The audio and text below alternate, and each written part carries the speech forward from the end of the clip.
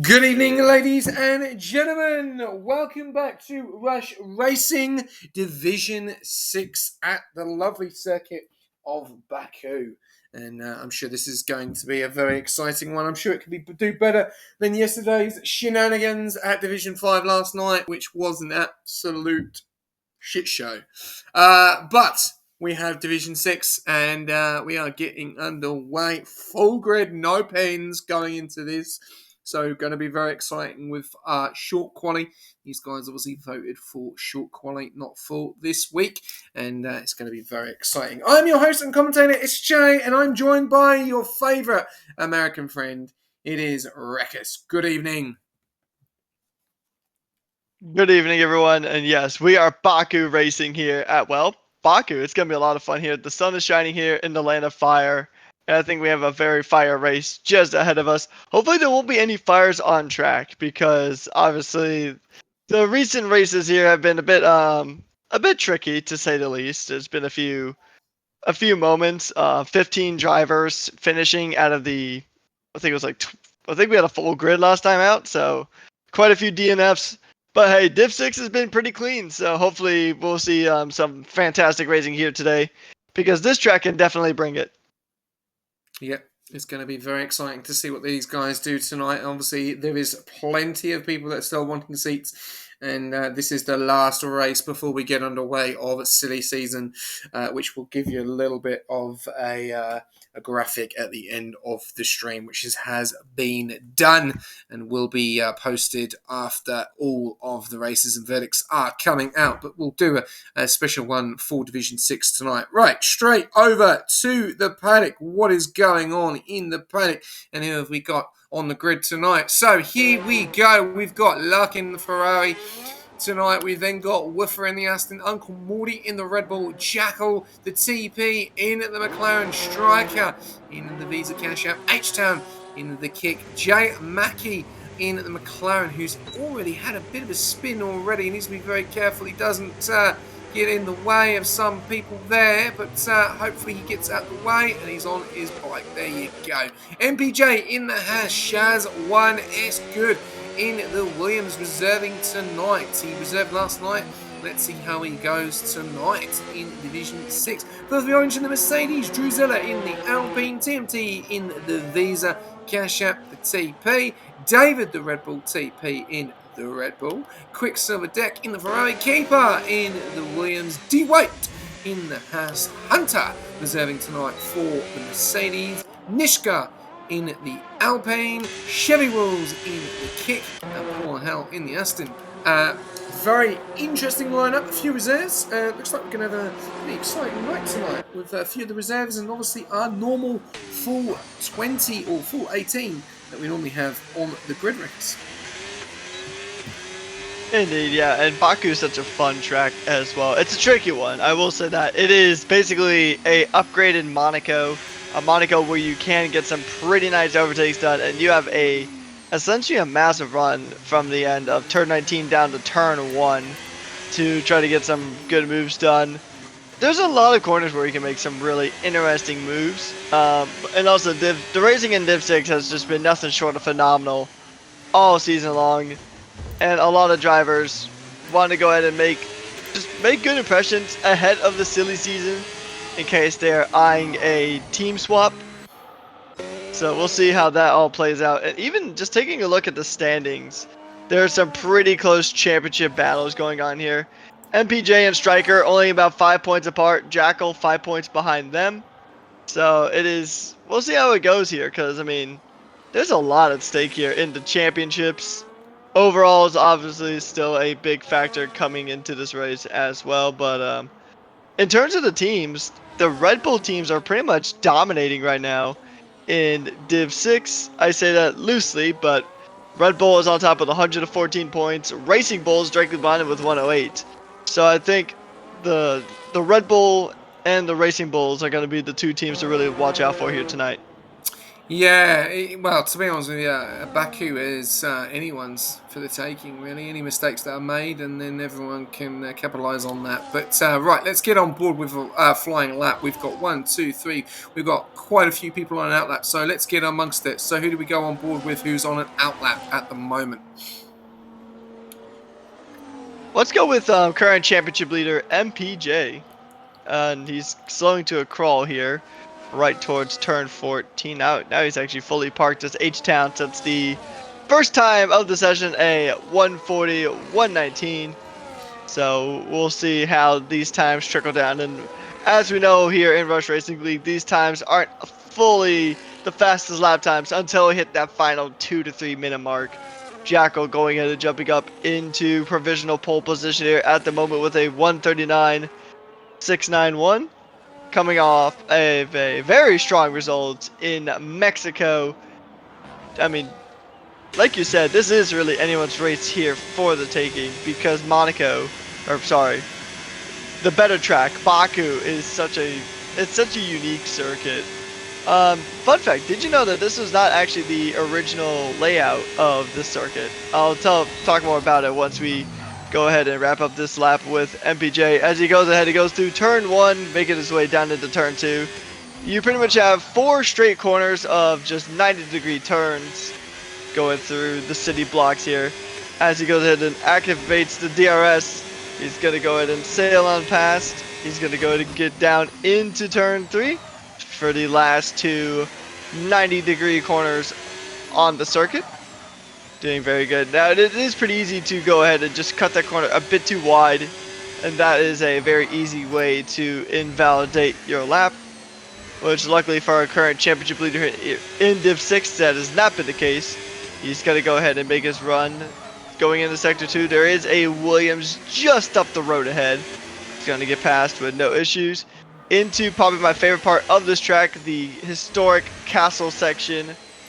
The section of the infamous, or honestly pretty funny Charles Leclerc moment, but he navigates it very nicely there.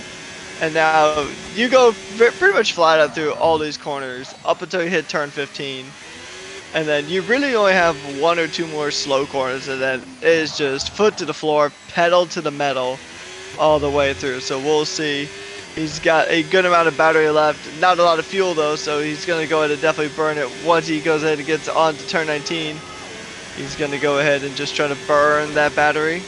Not quite burning it now, he's fully turning on the afterburners, making it down the back straight here. Is he going to usurp one of our 2 top drivers at the moment? Nope, it is currently a time good enough for P6. Oh, there we go. Up to P6. Haas of DY up into P8 as well. Jackal sitting the pedigree at the top of the 139.691. That's a very, very impressive time. That's going to get a lot of people looking at that time. But we've got Uncle Morty, who's invalidated. We've then got Shaz in the pits. We've got Filthy Orange coming around into Sector 2 up through the castle. Then we've got Drusilla and the Alpine coming down the main straight, going into the left and the right hander very nicely. They're going to burn all of his battery going to the line. This is what you need to do. You really need to burn it just before you get through the left-hander and the right-hander, just before the DRS opens. There you go, as Larkin has got a 5 grid place penalty for an incident with Chevy Wills there. So, yeah, something's happened there between Larkin and Chevy Wills. So, I don't know what he's done there. I don't know what he's done, but yeah, that's not good. And I see Chevy is missing his entire front wing. Can't cross the pit lane like that, my friend. That will be looked at by the onboard steward. There we go. Ooh, crap, just dropped my controller. Qualifying. I am the onboard steward as well, let alone commentating tonight, so I will just have to bear with me. Qualifying noted. Lap. Ferrari. There we go. There we go. Just put that in there. Alright, sorry about that. I guess I just dropped my remote. But there we go. We've got Uncle Morty in the pit. Shaz on an outlap. Chevy Wolves. A little bit of an incident going on there, so we'll have to wait and see what happens. We've got Paul and Hell in the Aston Martin coming around in the final corner. Coming through the left and the right hander. Through down onto the main straight. Quite a fair bit, enough battery. Me, RJ. I am on board tonight, my friend. There we go. We are still needing one more on board, so we will be putting an announcement out on Friday if anyone is jumping on and keen to get involved. There we go. Point of Hell up into P13 at the moment. 9 minutes to go, and yeah, some good times at the moment. Jackal P1, H-Town P2, Nishka P3 at the moment. We've got 7 different teams at the top. Pretty impressive in Division 6 so far. I mean, honestly, impressive is probably the best word you can use to describe Div 6 as a whole. I mean, they have taken on some of the trickiest tracks, and they've actually done really good in terms of racecraft, in terms of the amount of incidents that they've had so far. I mean, they tackled Jeddah with, I think, only 2 retirements, I think. I'd have to go back and look that up, but I mean, we've had some very impressive races here from Div 6. It has been kind of coined as the cleanest division in Rush Racing League Season 9. Mm-hmm. So it's been really awesome to see these drivers and how much they've just grown too, because Div 6, you probably have the most room to grow here. I mean, hey, look at Breadman. He was in Div 6 for a while, and then he jumped up to Div 4, and he was pretty much almost straight out of the gate fighting for podiums. So Div 6 is a really good place to kind of go ahead and get your bearings. And if you're new to League Racing, then I think Div 6 is a really good place to kind of start. Obviously, you have to go through your evaluations, and then you'll get placed where you are relative to your pace. But still, Div 6 is always a lot of fun. The drivers have a lot of fun. Most times, I know some tracks are a bit tricky, but I mean, they've been tackling these street circuits like pretty much no man's business. I think we've only been to one track this season so far that isn't officially considered a street circuit. So I mean, these drivers have been doing pretty fantastic throughout the season. Yeah, the street tracks have really caused a bit of a problem, yeah, they're going to have a bit of a break now from them. Obviously, Jeddah, Monaco, Singapore, Baku, yeah, and obviously Qatar and Mexico. I think were the only 2 different ones there. So yeah, this is a track though which is all about survival. We know that you can race it, but 9 times out of 10 you're going to probably DNF and put it into a wall. As Filthy Orange does do a 141.586, does improve a little bit, only by 1 spot. And that's going to be the question. You really need to concentrate. It's a bit like Monaco, but wider. You really have to be careful because anything can happen. And the dirty air here is insane. The toe is obviously phenomenal as well. And the straight line speed, especially in Sector 3, with the overtakes there is some of the most exciting overtakes to see. But also you can have some extremely bad crashes here as well because you are following each other through very, very tight angles and tight turns in that Sector 1 and Sector 2, especially through the dreaded castle, which I think everyone is nervous every time they drive through that wreckers. Yeah, indeed. I mean, there's a lot of parts on this track where it's just so easy to just kind of get that tire a bit too close to the wall, and then you just snap it clean off. The castle section is obviously a very popular one. We've seen so many drivers in the real world and here at Rush Racing League just kind of end their race right there. And honestly, it wouldn't be too surprising if we saw that here tonight. Just somebody been in that castle section, maybe even during qualifying, just because it's such a sharp turn to really maximize the pace throughout that castle section. Because even if you go perfectly through there, there's still a chance you could run wide on the corner immediately after the castle section, which is turn 11 to turn 12. So that's why I just honestly really love this track. There's such a good variety. There's good overtaking spots here, especially like you said, because the slipstream and toe is just such a massive thing here. Because you can pretty much follow up a good toe from turn 19 all the way down to turn 1, which is a massive stretch. I think it's officially one of the longest straights in F1. I think it's the only straight that I think is officially longer is the Vegas Strip in Las Vegas. So I'm actually really excited to see how this race goes, as we do have a slow-moving Haas in Sector 2. That is the white. He has already got some wing damage, so Hopefully that's not a premonition of how this race is going to go ahead and go. But, I mean, we were just talking about how easy it is just to clip a wall. And I think the white has done just that. Oh yeah, and see that's what I mean. It's so easy to do.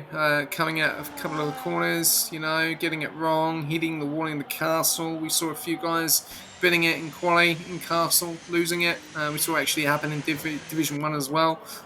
So far, we've got 20 guys setting times, which is good, from 139 all the way down to 144. So if we're going to look at the difference between times, there you go. So it's 4 seconds from the top to the from the bottom to the top, but all the way from P1 down to P10 is 1.7 seconds. But if you look at the top 7, it's only a second. So definitely room for improvement there. We've got Woofer on an out lap coming round, and I'm going to jump on board with Woofer for a flying lap of this circuit, and then we'll take it back to Rekus, where he's got his knowledge of what he was talking about earlier on with Baku. So here we go, we're on board with Woofer for a flying lap. He's done a 1:42.284. Let's see if we're going to see an improvement here. So we've got a little bit of traffic in front, yellow's flashing. He's going to get on to the DRS and the ERS. You can see the car moving out the way. They're very good to see.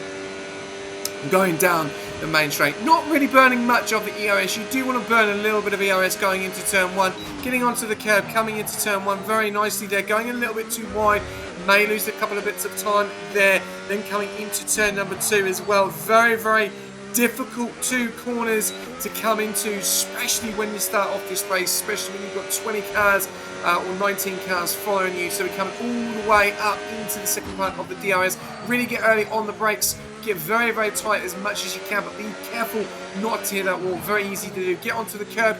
No, he doesn't get onto the curb. Get a good exit. He'll push over to the right hand side, and you want to ease into this corner. You want to try and get very close to the wall, ride the curb coming out on the exit. Try and not debalance the car. That's the main thing. Then you want to brake a little bit early here, because if you don't, you can clip into the wall. As you can see there, very tight corner to get through. Then you want to ease off the acceleration, caress it into castle, up the hill, tight to the corner, ride the curb on the exit now, and then power all the way down through here as much as you can. Back into medium, really, onto this corner. You want to brake early because it's very easy to go into the wall. So you want to keep to the right hand side, not too far. Ride the curb there, getting very close to the wall. Coming down into the last couple of corners now. Mainly hitting all about in hot lap here, having a lot of ERS. Now start to burn, getting into hot lap now, burning all the way through as much as you can, just a tad. And then when you hit the DRS, or before you hit the DRS, in 3, 2, 1, burn everything you have to the line with the DRS and the ERS, and you will make it a bit more of an improved time. As Woofer does do a 1:41, so he does improve 7.5 tenths, but yeah, ERS management has got to be a little bit better there for the Aston Martin records. Oh, I just saw a Ferrari just kind of parked there. That is Quicksilver. Yeah, Quicksilver went deep into turn 2. So that's probably a bit of a Code Brown moment there for Woofer as he goes out to complete this lap. But yeah, it is a very tricky circuit, like you said. I mean, on paper, if you just look at it, then turns 1 and 2 look relatively easy on paper. In practice, especially at a race start, like you said, it is very tricky to get all 20 cars through there with no incident. And just think, next year it's going to be 22 cars trying to get through turn 1. Speaking of cars trying to get through those corners, at some points there was around even 30 cars trying to go through the earlier iterations of this track. As fun fact, Baku has had 3 different track layouts that were all drastically different. In 2012, it was a track pretty much used for GT racing. It was used for a GT challenge for, I believe it was European Le Mans.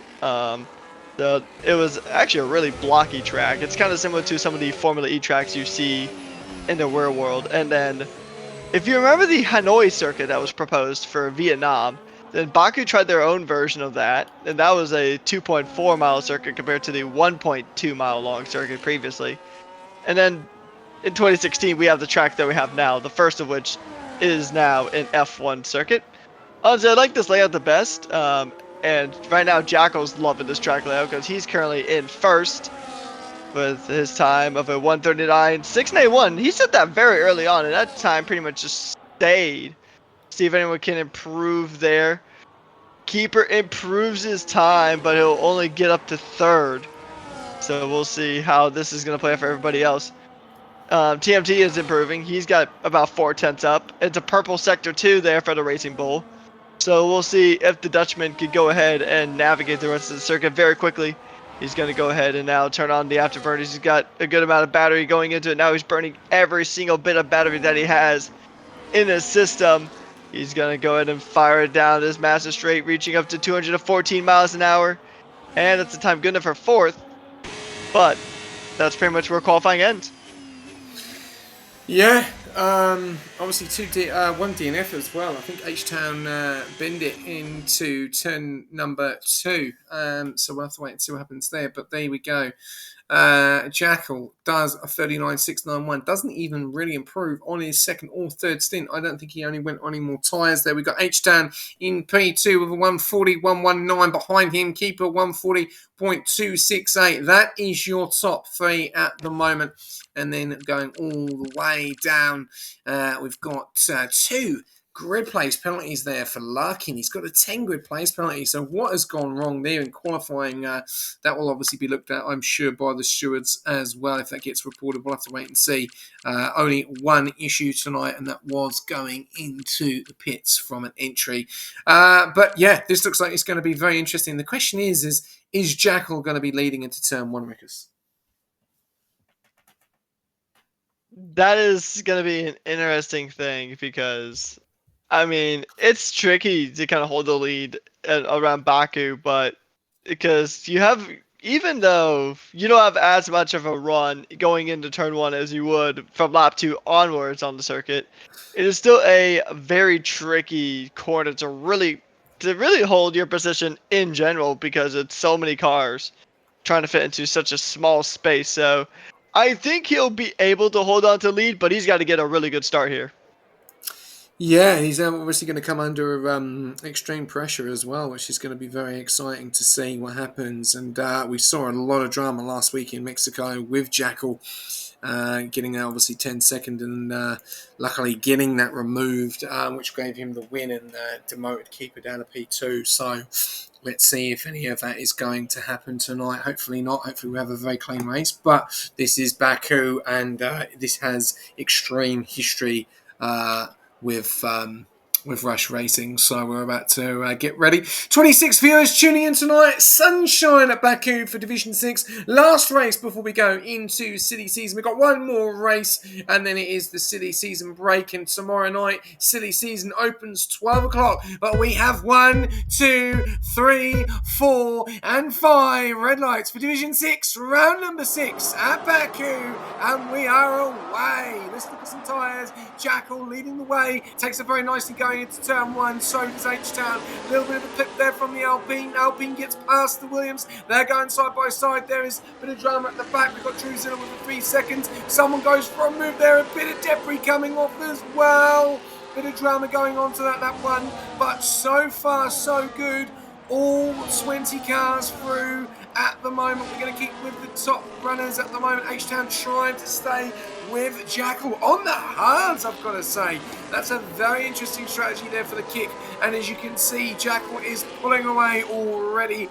8.5 tenths onto those mediums against those hards. Then you got Nishka on those mediums, Keeper on those mediums as well, MPJ on those hards, TMT on those mediums, Hunter on those mediums as well. Then you got 2 guys on the hards, Striker and Woofer, Chevy Wheels on the mediums, all the way down to B20. When Shaz, Larkin, Uncle Morty, Filthy Orange, a little bit of a battle going on there. DY, Druzilla, J-Mac, Quicksilver Deck, David and Paul and Hal are all the ones at the bottom of the pack at the moment. But look at that. Jackal, 1.2 seconds up already on P2. Phenomenal start there for the McLaren driver, Rekus. Yeah, I mean, that's been a very strong start here for the McLaren driver. Already 1.2 seconds. He's really making a hard charge here for this championship. I mean, he's not too far off in terms of just the drivers' championship. So I mean, he can really jump up the order here. He's actually only 10 points behind the championship leader of MPJ. So Jackal, I mean, he did very good last time out of Mexico. And one of the questions coming into today was, could he keep that momentum going on? And right now, it looks like he's done more than keep the momentum on. His lap in qualifying, that was a pole position lap, was a banker lap. So he said that at the get-go of the qualifying session and just kept it going all the way through. So that is a very, very good start here for Jackal. But H-Town is caught back up. He's back within DRS range, which is so crucial on this track, considering how strong the slipstream is here, how strong the toe is. If you can stay within DRS, then that is definitely your best bet. Nishka is going to try to put a good amount of pressure, though, onto H-Town. So H-Town is in an unfortunate spot. He wants to go ahead and put pressure on Jackal, but Nishka's pretty much just breathing down his neck in that Alpine.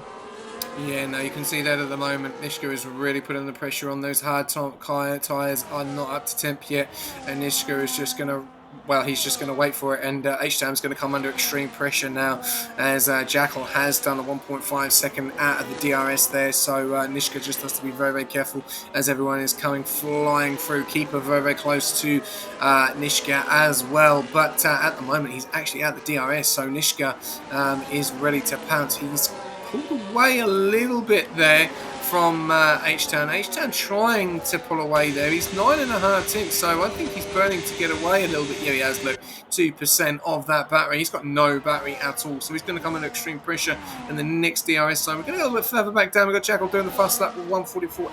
We've got a little bit further down. We've then got Woofer. We've got a move going on here between Shaz and looks like Woofer, or Woofer and Shaz. I've got no idea who's doing it. They're going to go side by side. We've got yellows. We've got drama here. Oh, Hunter, someone's gone round. Someone's round. What's happened there? Someone's round, and that's Hunter that's gone round. And that's really unfortunate. P6 down to P17. First mistake of the night, Wreckers, from the Mercedes.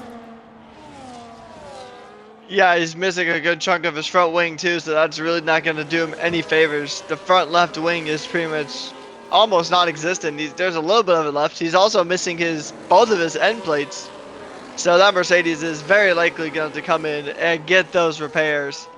It's an unfortunate moment for the Mercedes driver. He was brought in to replace Brett after Brett got promoted. And I honestly don't think he's been doing too bad, but this is definitely not his track to start things off here. It is. I mean, he's got damage. It's lap 3. Pretty unfortunate stuff here.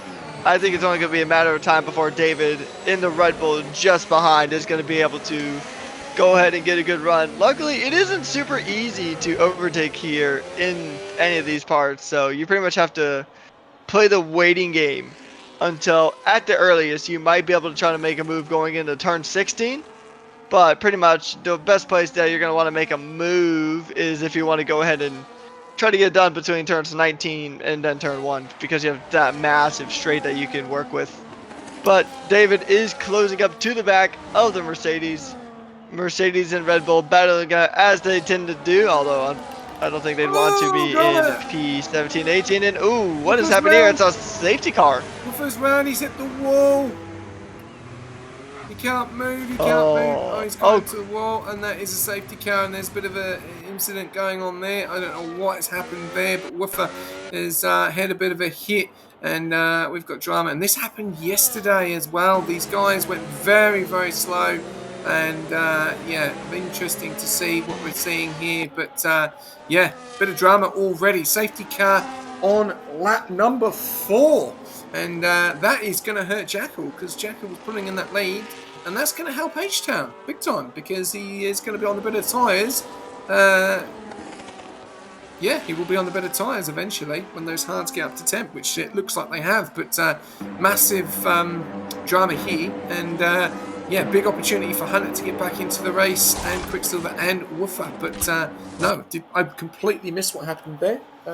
Was on board with the Visas, who TMT in P8 and his teammate in P6. Shaz up into P7, doing a phenomenal job in the Williams reserving tonight. Raced yesterday, doing a great job at the moment. So yeah, safety car on lap 4, Ricks.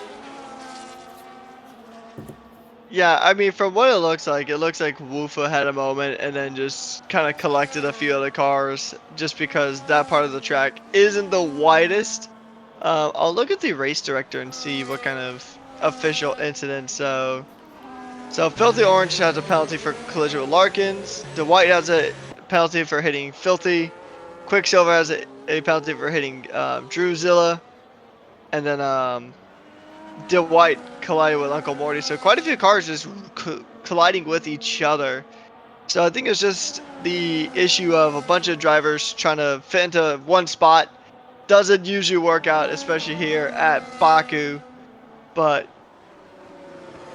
uh, if you're not too careful, you can pretty much just kiss your race, out your bye bye. If you make too many mistakes or just try to go, I think the issue is they just try to get too many cars into one tiny spot, especially considering what part of the track they're on. Yeah, and you just can't do that here. Just really got to take your time, especially down here. This is basically the main part where you make your overtakes down the main straight. You get a lot more horsepower, a couple more Ks as well with the DRS. But then you also have to be very, very careful because you have to brake very early to then caress the car into turn one. Otherwise, you can end up going into the wall. So, got to be very careful there. Shaz going onto the hards. A few changes. Let's have a look at some changes. I think a few guys have decided to make some pits. We've got some penalties there. 10 for D White, 3 for Drewzilla. There you go. Load of stops there. So P10 all the way down to P20 have decided to stop. TMT has decided to stop. David and J Mac have not. And Striker up to Jackal have not as well. There's some position changes. 10 places for J-Mac, 8 for Larkin. Nishka has made 3. Striker's made 4. David made 7. Consistent Red Bull once again. And his teammate Uncle Morty down there in P13 losing 2. Biggest loss of the night is Hunter and Woofer 11 and 6. And that will be massive, especially you don't get to see Mercedes that far down at the moment, especially what is going on in the overalls at the moment. But we are on the safety car, and Jackal is leading the way. H-Town in P2 and Nishka in P3. Order has not changed from the start, I do believe. Let me have a look. Yep. Well, Nishka and Keeper swap positions. Yeah, Nishka's made 3 spots, so he's the only change. The other 2 are exactly the same. So, yeah, nicely done. And on that note, as we did say, there is one more race tomorrow night. We've got Division 3 is the last race before everyone starts to have a bit of a break. Remember, we've got the reserve program on Thursday night. Attendance was absolutely fantastic last week, Rickers. A full grid. Which was absolutely amazing to see. The reserve program really, really picking up, which is really good to see. Remember, full-time drivers can drive, but remember, reserves do get priority. So if a reserve is in as a reserve or not in a seat, then they will have priority over a full-time driver. So don't remember that. We will be having Rekus in the comments box for the reserve program with a new commentator, which is going to be very interesting to see. So that's going to be very exciting. So get ready for that. And remember, if you need setups and you need to get amongst it, remember SRC in the comments, get involved for Imola when we come back, and it's going to be very interesting. And I don't know, fan of Imola, Rickus? Well, the North America division race there 2 weeks ago was absolutely amazing. It was probably the best Imola race I've done so far. So, I mean, Imola has potential to be a really good race. Normally, it's not a track I'm a big fan of, but considering how well North America did with its sprint weekend at Imola, I think overall it was. I think it's gonna be a fun time in Imola when we come back here, just right after the break.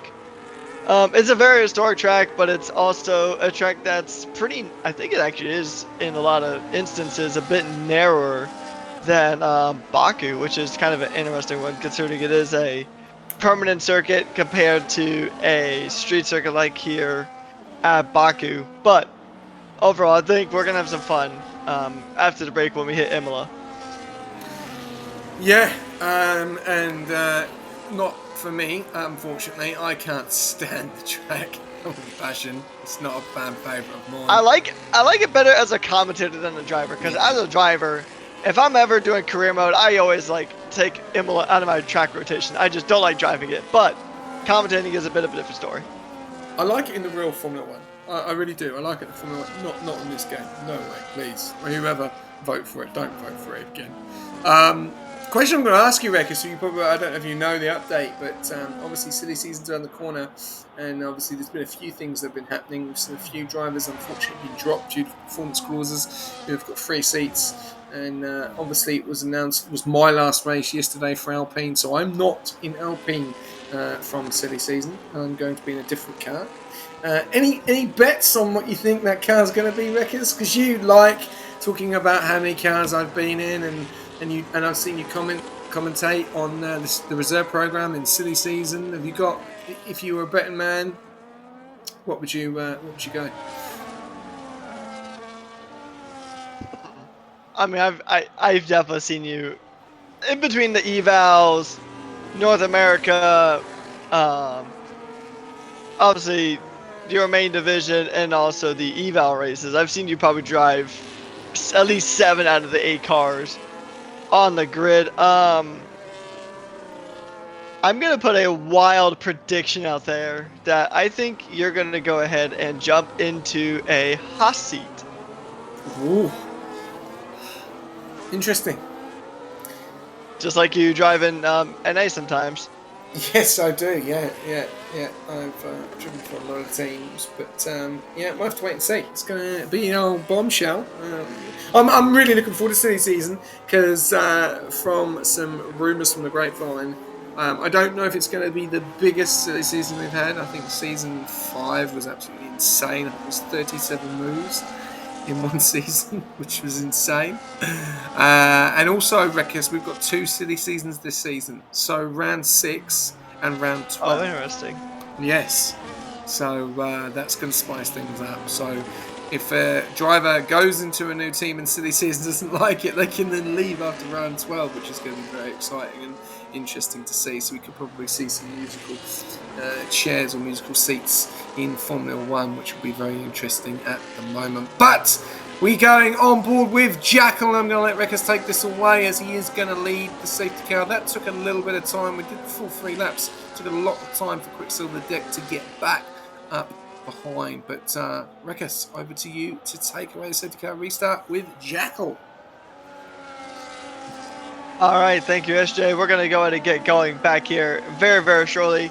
The safety car is pulling into the pit, so pretty much whenever Jackal goes is when we go back to racing conditions here on the streets of Baku. We'll see when he decides to put the hammer down, and it looks like the hammer is indeed down. He's going to go ahead and make his way down towards turn number 1, and we are officially back racing here at Rush Racing League Season 9. Division 6 Baku. We are going to go ahead and go for it. Looks like a few positions. I think Chevy Wolf just got a move done onto Jay Mackey there, so that's a good move there. Good start there. Wolfa getting a 3-second time penalty for track limit violation, so not exactly the greatest of restarts for him. H-Town now trying to go ahead and shake Nishka off of his rear bumper, or his rear wing in this case. He's going to try everything to really close that gap.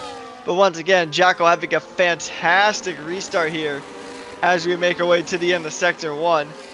A few positions. Oh, and Shaz went deep into turn 2, so that's a bit of drama there for the Williams. Down 11 positions from when he started, and I think he's got front end plate damage, so not as much drama as I was expecting, but still a little bit of drama here on the restart, SJ. Yeah, no, Shaz got it all wrong there, and hopefully Chevy did. Oh no! We've got Striker has hit the side of the castle, and he's taken his whole front wing off. Absolute scene here for the Visa Cash App.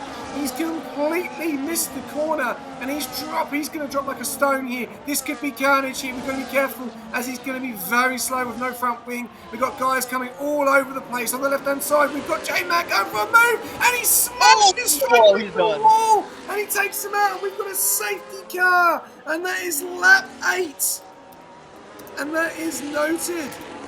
Oh no. And that is massive. He's just completely hit the side of Striker and put him into a wall, and he is out of this race after he had the damage with the front wing, but he could have been able to go back to the pits, but he's pushed him straight in to the wall there, and yeah, definitely that is going to be a massive penalty coming his way, and yeah, that's not good. McLaren coming into the pits now. We're seeing a lot of these guys into the pits, and I'm going to keep on top because I know the pit lane. But we've seen TMT. He's continued on the 5. Chevy's continued. Larkin's continued. David's continued. Uncle Morty's continued. We have definitely got a bit of a change going on here. And, well, there you go. All the guys coming out now. So let's have a look. We've got Jackal. No one crossing that pit lane exit. I don't want to see it. Let's have a look. Good to see everyone keeping it within the lines. But, wow. Definitely transformation here of people that are in the lead. So look at this. We've now got TMT up in a P1, Chevy Wolves in a P2, Larkin into P3, and then we've now got Jackal down in P9, Paul and Hell in P10, and Nishka and Keeper. Well, there you go. I've lost out because Nishka has got in front of H-Town and Keeper, and Jackal has got one person in front of him. Behind him in front of Nishka, so a bit of drama here on this safety car restart that we're going to see. But yeah, that was a bad accident there. D White another 10. I think he's got 10 seconds. Wolf at 3 and Drewzell at 3, and Jay Mackey is yeah, he's going to be in serious trouble from the stewards on that situation there. Yeah, Striker getting struck down there last lap was just really unfortunate. He could have made it to the pits, but I think J Mackey definitely declined that transaction. Unfortunate that stuff there for the V-Carb. But it's still a good amount of racing left to go here. We've already seen more excitement here than the last PSGL race in Japan. But all things aside, I mean, we were just talking, actually, chat earlier was talking about how good Visa Cash App was doing with TMT and Striker, but now, effectively, this lobby's in a V-Carb sandwich with the retirement of Striker. But yeah, a lot of drivers having a few issues here on the track. Even someone in chat was saying that Chaz in the Williams might have rear wing damage, so if he's got damage on that rear wing, it's going to be a bit of a tricky time for him. Having rear wing damage usually is basically a sign of that your race is practically done and dusted. Oh, he's into the wall! I think he was going into the pits and then just pulled straight into the wall. And not sure if he's going to be able to get out. That is a very weird spot to crash. But I think Shaz is just going to pull on into the pits, and he's probably going to retire, I would imagine. So that might be retirement too. That might have also extended the safety car a bit here as well because of just that massive incident happening. So we'll see how this plays out. Drewzilla is also exiting the pits, so he is back out on, I think he might have just been serving a drive-thru, but he's got a 10-second penalty, so his race just keeps going from bad to worse. Some drivers have had some pretty solid races here, but others they just can't catch a break. No. Obviously, penned for exceeding the pit lane, and obviously the exit. That's massive, and obviously we don't even need to look at that because he's done it himself. So, you know, that's unfortunate. He's obviously gone way too early across the line, which remember you need to follow the lines when you come out the pit lane. It was stated in the announcement and also stated in the game. I just want to see here what we're going with wings because TMT's all good. Let's look at Chevy Wolves just to see if we're going to see any problems of damage. No, he's pretty good. The Ferrari of Larkin looks to be quite good. We are going to go around again because you can see the Williams is miles away, so we may go around again. Jumping ball of Uncle Morty. Just want to see the damage, just see if there's any damage to the front wings at the moment. So there we go, front left. There we go. No, they're all good. The house is all good. Oh, there you go. Quicksilver Deck has lost the front right. So he's going to struggle coming into the corners. You've got Jackal, and that's going to cause Jackal a problem because Jackal is right behind him and he's on those fresh, brand new hards as well. And at the moment will be the P1 driver because he is on the fresh hards and probably the best time actually to be on those fresh hards, because he will be able to go to the end and will not need to pit. We've got Paul and Hell coming down the main straight. Let's have a look at his front wing. I don't know if you've seen anyone else, Rekus, if anyone else has got damage. I'm just trying to double check. Takes a little bit of time I'll to take a find look out. through real quick. So it's only... Can't see at the moment. No, he's good. He's well, good. Nishka's, I think Nishka's missing an end plate. I think, yeah, no, he's not. No, I he's not, am no. blind apparently. Hunter Just looking through. Not. No, don't think Hunter is. I don't see any No, more he's damage. Good. Kick's good. Williams is good. Haas is good. Yeah, everyone else seems to be quite good. Just look at Jay Mackey. Does Jay Mackey have that front left gone? No, he's good. Jules good. And Shaz is good. So only one driver in at the moment, which is Quicksilver Deck, that has that front right plate missing as well, which is going to cause a bit of drama to Jackal. And yeah, we've lost one driver of Striker who was torpedoed into a wall. But TMT is leading the way on those 7-lap hards, and this is going to be quite interesting now, Rekus. Going on to the safety car restart. Look how many guys are on old hards out in front. 6 drivers are all on 7-lap hards. Then you've got Quicksilver Deck on 6, Jackal on 2, behind him Paul and Hell on 7, right in the way on Nishka, who's on brand new tyres. Then again Hunter on 7, then H-Town's decided to go on to the mediums on 2 laps, and then Keeper behind on fresh all the way down to Mackie. Druzilla's on old hards, Shaz is on fresh mediums, and David's on, I think, maybe old hards as well. Could be old hards, could be new. So these top 6 is going to be very interesting, especially on the safety car restart race. Oh, 100%. I mean, so far, all these restarts have been very interesting, to say the least. You do have a lot of these drivers on these older, hard compound tires, so we'll see how this is going to go. Tire degradation isn't as bad here as it is at some of the previous circuits we have visited, primarily Qatar. But, I mean, at some point, I'm pretty sure it just doesn't matter what track it is. If you're on the older tires, you're going to be in a bit of a tricky situation now, as we go ahead and see how this is all going to go ahead and play out.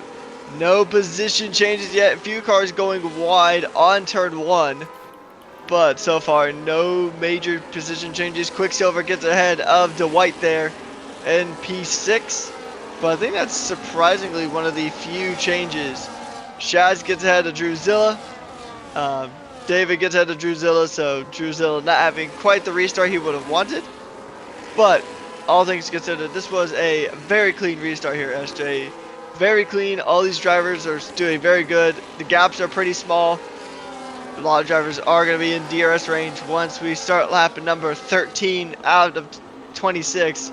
About halfway through this race, I think Filthy actually had a bit of a wide moment, so Quicksilver's going to get another position.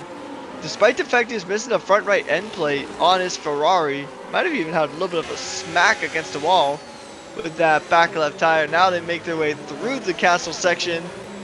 Good racing here. And Chevy now is going to try to put a good amount of pressure.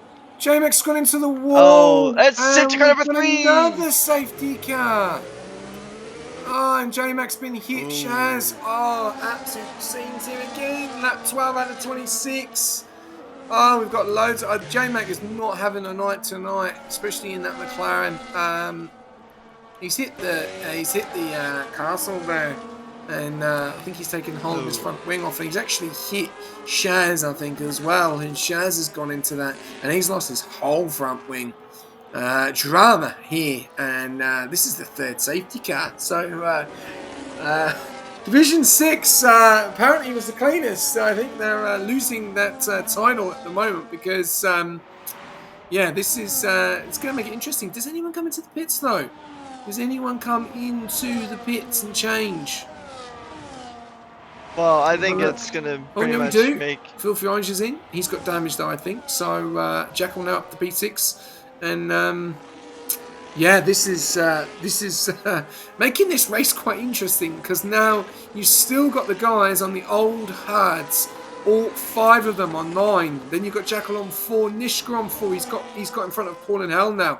So Jackal's got Nishka for comfort right behind him on the fresh tyres. Then Paul and Hell on the 9. Then H Town on those mediums as well. So yeah, this is interesting, Rickers. Yeah. Are we going to get another safety car or are we going to get some racing? That's going to be the question. Yeah, hopefully we just go straight to green flag to the end of this race. But considering how tonight's race has been, I'm not too confident that we're gonna go through with at least or without at least another safety car. Actually, that would be a pretty good prediction for chat. Is if we're gonna see another safety car in today's race, but we will see. I think it's pretty likely to happen considering just how much some of these Div 6 drivers are kind of struggling here around Baku. It's a bit uncharacteristic based on how the season has went, but I mean it's been like this in pretty much every division here. So I think it's just in general Baku in F125 is a very tricky track to navigate. So we'll see. We're about halfway through the race, but I feel like half of the laps we've done have been under safety cars. So a lot of these tires are still gonna be pretty fresh, all things considered, because you only use about half the tire that you would during a regular green flag condition. So I mean, I still think that these drivers who have stayed out on these um, basically archaic hard tires at this point, everybody who's currently on those 9-lap old hard tires, I think they're still going to have some fight, but it's going to be a mountain to climb if they want to keep some of these drivers who have pitted more recently behind. Yeah. Wow. There's 6. I'm trying to work out. I think it's 13 laps to go. Or 14 laps. Yeah, 13 laps to go. And these guys are probably going to have to pit again. Guys behind in P67 aren't. So if we see another one, this is going to spice things up because those guys are going to be on the on the hards, and then these guys will be able to get onto some fresh mediums and yeah. So Mackie on the softs, no, that's miles away. You're going to have to pit again. Yeah, not the strategy you want there, especially. Yeah, that's too long, isn't it? It's way too long on the softs. You won't. You're not going to get to the end on them.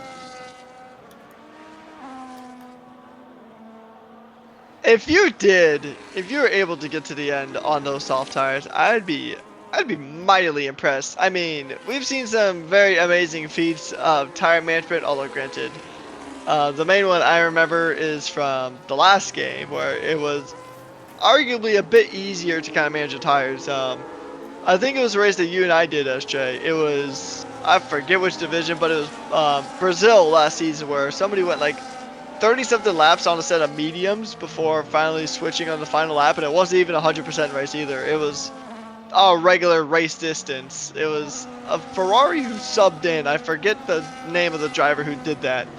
But we have seen some very strong feats of tire management, but I mean, if we get another safety car, then I think that the softs could be an option here for these hard runners. But that is if we get another safety car and we max out our safety car allotment for a Grand Prix. It's doable, but it's not ideal. I think ideally, at least in this situation, if this were to be ideally the final safety car, I think you would pretty much want to jump onto the mediums and try to go to the end here. I would have probably... It's probably going to be like lap 16 when we see these drivers pit in, but yeah, I mean, you could maybe make those hards get to the point, but at that point, you're just going to lose so much time, so much pace, and also, most importantly, especially on this track, you're going to lose all that track position that you worked so hard to kind of preserve throughout the duration of the race. Yeah, and sorry to interrupt you there, Reckless, but I'm hearing a little bit of drama. She's going to spice this race up even more. I'm hearing that rain is incoming. So look at those clouds. They are literally, the sun has gone and it is getting dark, and I think it is going to be raining in the next couple of laps. So we could be having rain on lap 17, which is going to spice things up. And especially for all these guys on those hard compound tyres, they are going Oh, we to be... already see someone. Sorry? Sorry to cut you off, but David's already swapped to Inters. Yeah, I may be a bit early. Maybe a bit early. He's going to cook the tyres maybe before it rains, but we'll have to wait and see at the moment. He's 11 seconds behind Drusilla, so he's 11 seconds behind the safety car. He will be able to catch it before it goes in anyway. I think he will. Yeah, 11. It's going to be close. It's going to be close. They're coming through the castle now. So, yeah, this race is going to spice things up, because if it does rain, which they're saying it's going to rain, it's going to be an ice rink for those guys on the hards. And J-Mac may have just done an absolute mare of a strategy, because the softs are going to get grip, and especially the mediums as well. So the question is, how bad is the rain going to get, and how long is it going to get, and when's it going to come? That's the even interesting thing here.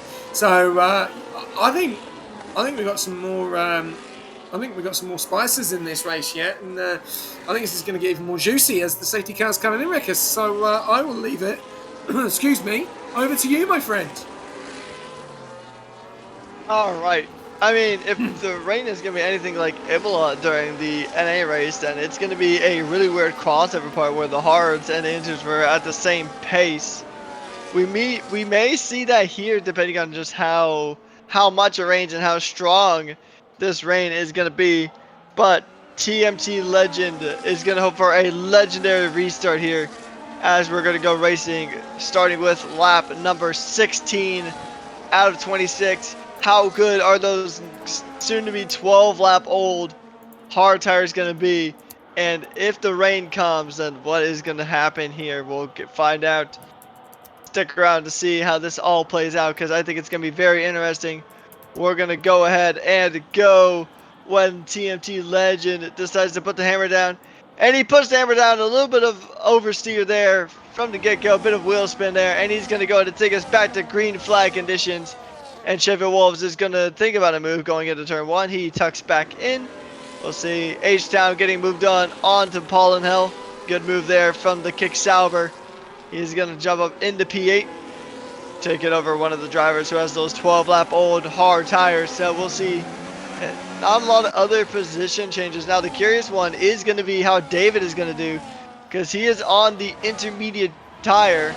I don't see any rain yet, but he must have heard something to warrant him switching to the Inter this early on. But jumping back towards the front of the field, we see some position changes. Championship leader MPJ gets ahead of V Hunter, and then Shaz gets moved on. And actually Shaz is falling down the order a bit here, so I wonder what happened here. Maybe just in the way of how things have been shuffled around. But I think we're going to actually get one lap in without having another safety car here, SJ. Yeah, it looks like it. I'm just watching everyone coming through the castle, as I love to see how they come through.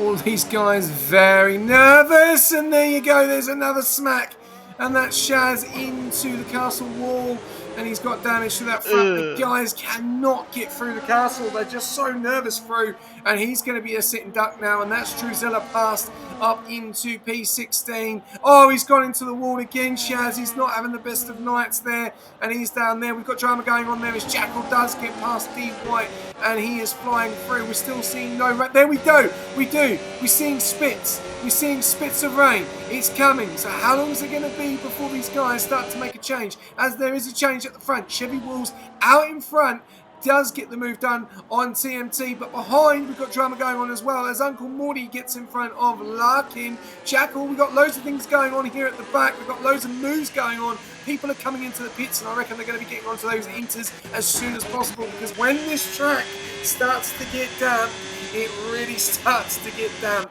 and it's going to be like an ice rink to drive, as we're seeing a few guys coming onto the inters as well. A lot of overtakes going on. It's still not that dry yet. It's still not that time yet for inters, wreckers. It's still, DRS is still enabled. It's still dry. It's spinning. You can see it coming down. The question is, How hard is it going to come down, and how long is it going to be? That's the question now, isn't it? Indeed, yeah. So I mean, we saw it in the real world Formula One at Zandvoort where rain hit very little, and it was not even enough to force anyone to actually switch to the intermediate tire. There's a chance we might see that same thing here, and if that's the case, then a lot of these drivers who did switch to the intermediates are not going to be super happy with themselves after that. But this track is going to get very slick here in a while. You're going to see quite a few Formula One cars resembling Formula Drift cars with how much they slide through some of these corners. We're not at that state yet. The rain hasn't come down super hard yet, but I think it's going to pick up a little bit, but I honestly don't think we're even going to need intermediates. That's probably a fool's call to say that we're not going to need intermediates, but this rain really isn't falling hard. I'm actually getting a lot of flashbacks to Imola, where in the sprint, no, it was the feature race actually for Imola in North America division, where there was like a period of like 2 or 3 laps where the intermediates and the hard tires were pretty much exactly the same in terms of race pace. So I think we might see a little bit of that here in Azerbaijan here tonight. So we'll see how it is. I haven't actually seen a whole lot of rain. I've seen a little bit of rain, but I'm not even sure we're going to need the intermediates.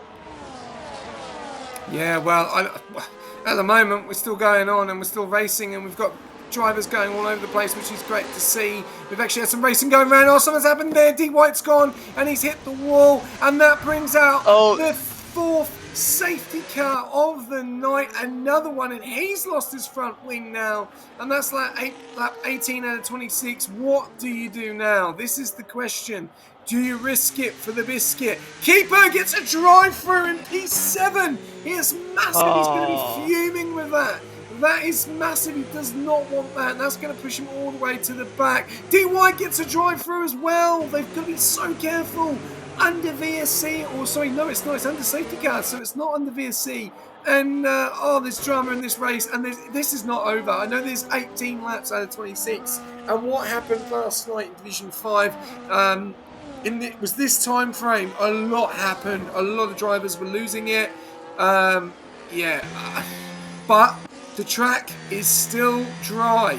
It is not wet enough. So what do you do in Chevy Wolves, TNT, and Uncle Morty's situation? They're on 14 lap hards, and they've got Jackal behind on those 9 lap hards. Do you go for the inters? Do you ride it? Do you ride the wave? You risk it under the safety car? Question is, David's on 3 lap inters. He could be burning his tyres, which could cause a puncture. Yeah, I mean, well, I guess we're not going to get time to make a prediction as Chevy Wolves, TMT, and Uncle Morty all fire off into the pits. Jackal's even coming into the pits as well. So I think we're actually going to see these drivers swap to those inters. So I think they're going to make the call here to go for the intermediates, but I still think it's a bit too early. But obviously the drivers on the track have a better feel of what's going to be the more appropriate way to handle it compared to you or I at the moment. So inters are the tire that everybody is going on through at the moment.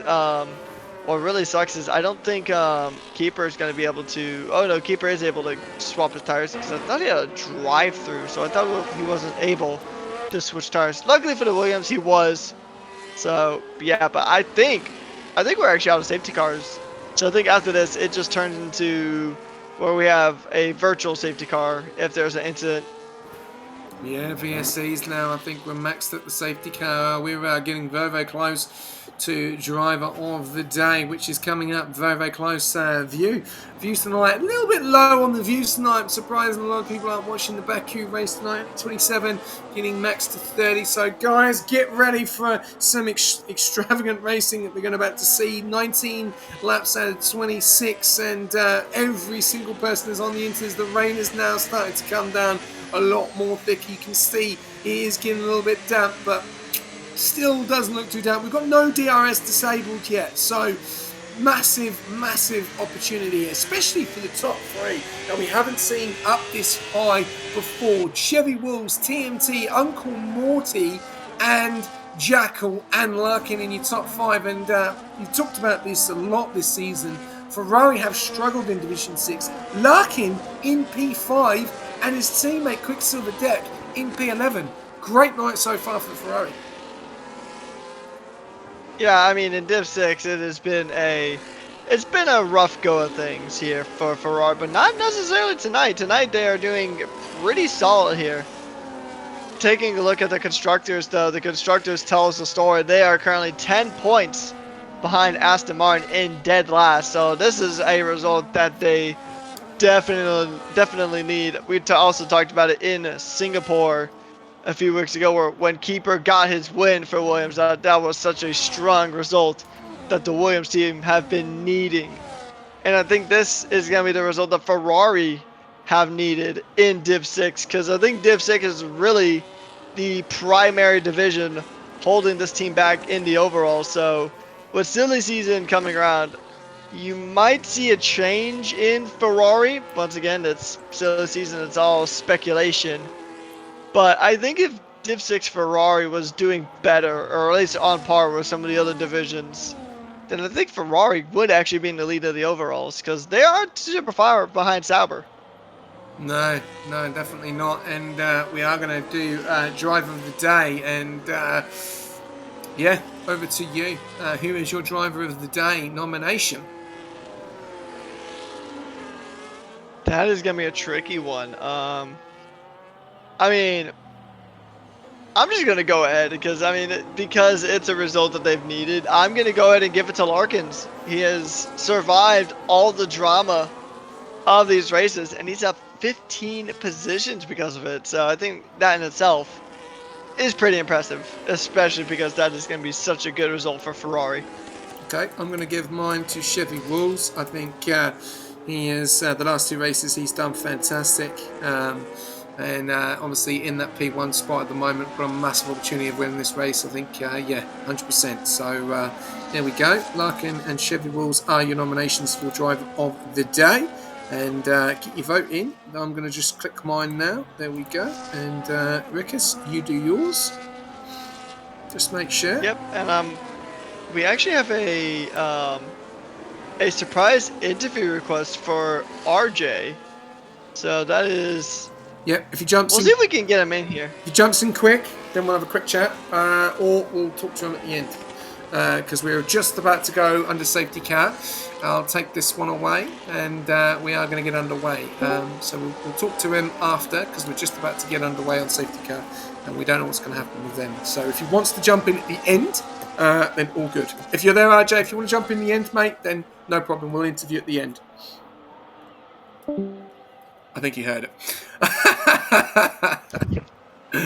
He wasn't there for a quick period.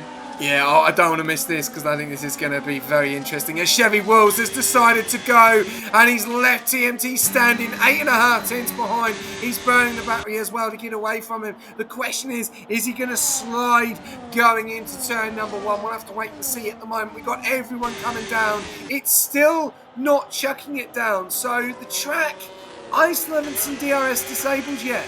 It still hasn't been disabled. We've got drama going down here as Quicksilver Deck has got past Hunter up into P10. Great night for the Ferraris at the moment. P5 and P10. Great night so far. Who else have we got at the top? But TMT is a 9 tenths back from Chevy Wolves, and it looks like he is going to lose out. Jackal is getting closer to Uncle Morty. Larkin's getting closer to Jackal. The guys on these inters have to be very, very careful. We've got David on 6 laps. Are those tyres up into temp? That's the question. Or are they going to be cooking? 1.1. Chevy Wolves is gone. He is definitely not wanting to stay around at the moment. 21 out of 26. We've got yellows at the moment. Doesn't look like there's any yellows, but drama at the moment in this race has been fantastic. We've had a lot going on. Safety cars. We've had inters now.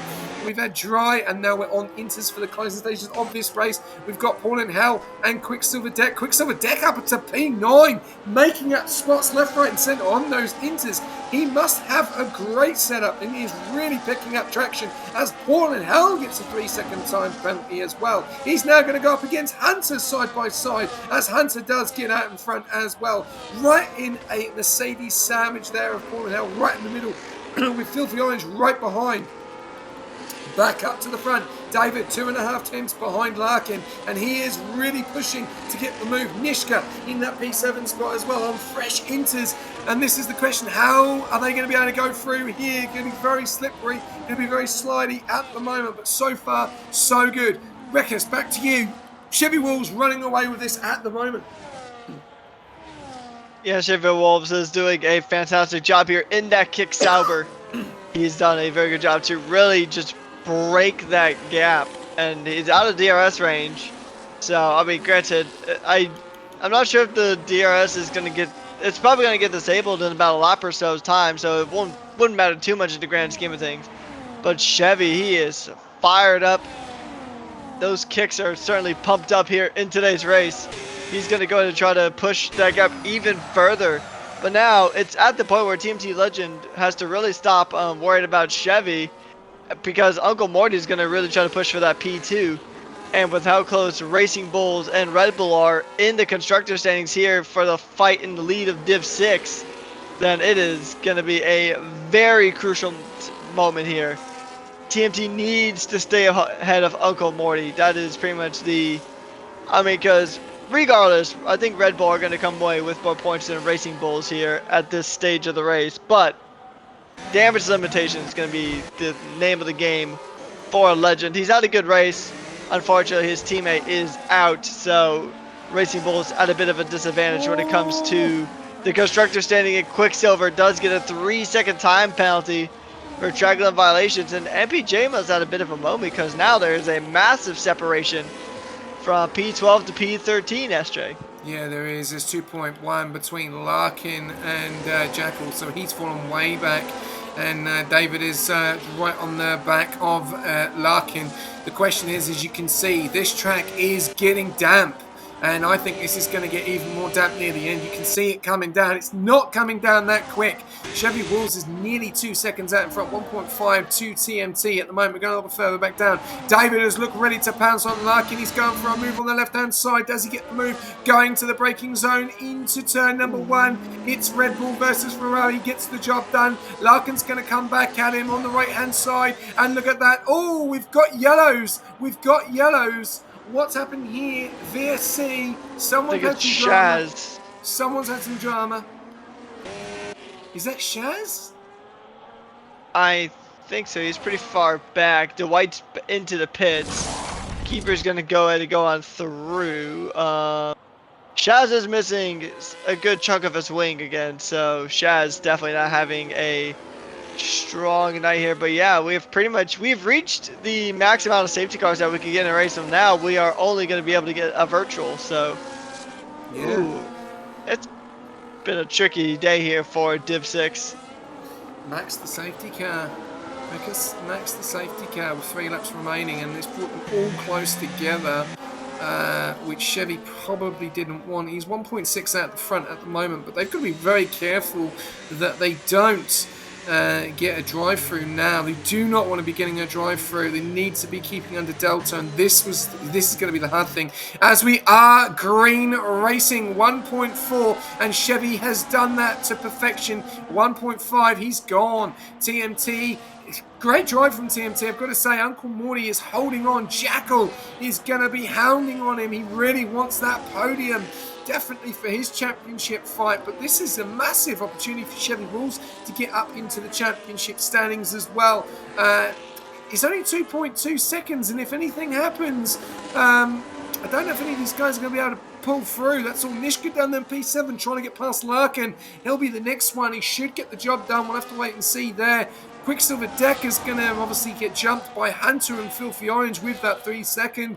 Paul and Helen's going to get jumped by MPJ, and Jay Mackey, after everything that's happened to him tonight, he could get into the points as well if he can stay with Drew Zero and Woofer. So a lot of drama in this race, but as we're talking around still wreckers, still not damp enough. I still don't see it damp. I see it. It's damp some areas in turn 1 and turn 2, but not as damp as I thought it was going to be. Yeah, I think honestly it's just barely past that crossover point where the inters are going to be the stronger tire, but I think honestly, if you want to set a soft, you probably could be at least at a similar pace. You're still going to be a tad slower, but I think you could be at least a closer pace. But yeah, this is definitely an interesting one when it comes to tires, just because it's, like you said, it's not super damp out there.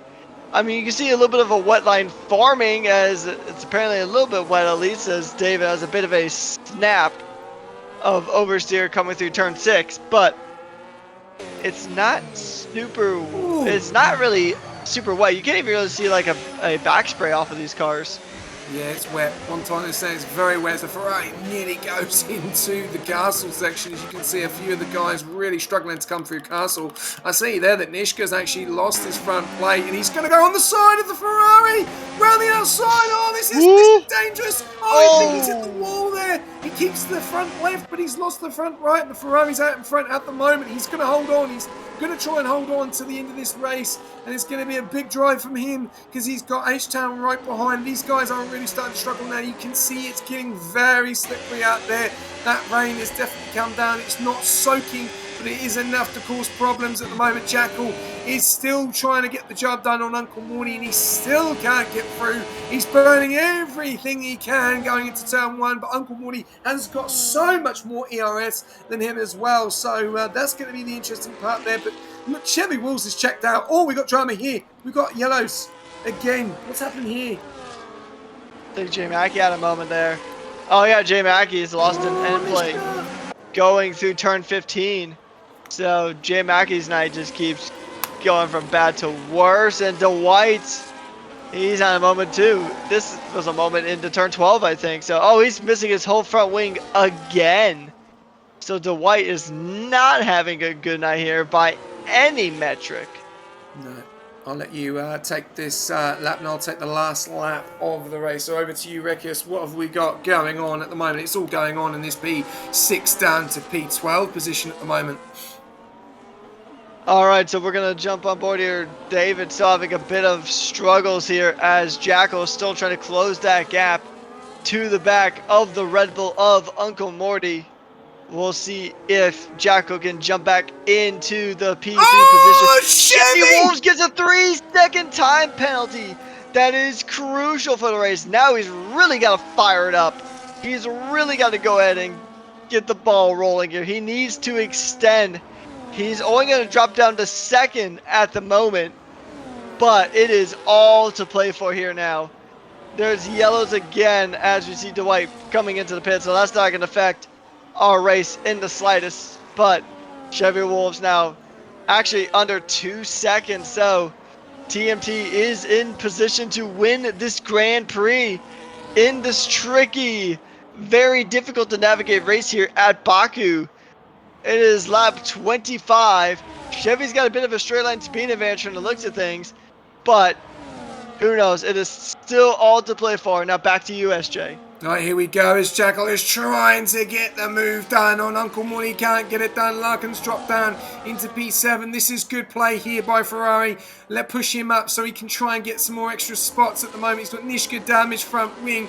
He's got H-Town that can't get past Nishka. It's all going on. TMT has pulled it into 9.5 tenths. A second now on Chevy Wilson. He's found another mojo in that Visa, and he is going to win this race. The question is, can Uncle Morty pull in 9 tenths or even a second? It doesn't look like he is. If Chevy Wills gets another one, it could be curtains for him tonight, which is not what he wants. He's had such a great race, but they are really struggling out there. TMT is hounding now Chevy Wills. He's in that second mark. There is no DRS. We're on the final lap. You can see Uncle Morty in the background. Jackal's going to have one last shot here. Back down in the bottom, we've got Hunter and Paul in Hell. We've got everyone going at it. Oh, they've hit each other. They've pushed them into the wall. There's drama there, and that is H-Town and Paul. H-Town and lap 26. I'm just going to put noted.